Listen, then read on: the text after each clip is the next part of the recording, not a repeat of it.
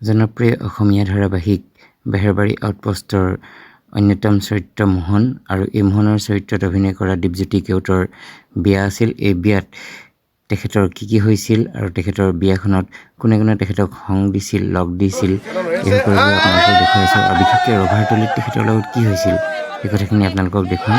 এবাৰ মনোযোগেৰে চাওক। প্ৰথমে এয়া দেখুৱাইছোঁ মই মোহনক গা ধুৱাই থকা দৃশ্য। তাৰপিছত মোহনৰ লগত দেখুৱাইছোঁ।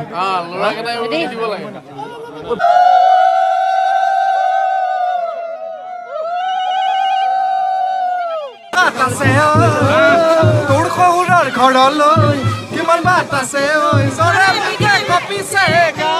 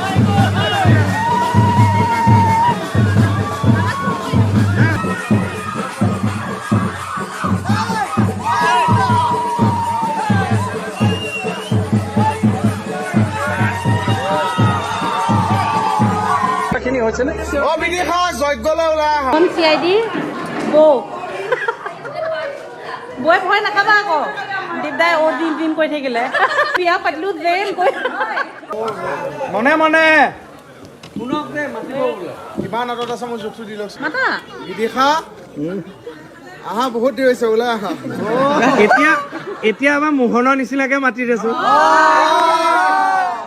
এইটো মেইন দাদা এবাৰ হয় দে দিন ওলাই আহিব লাগে যে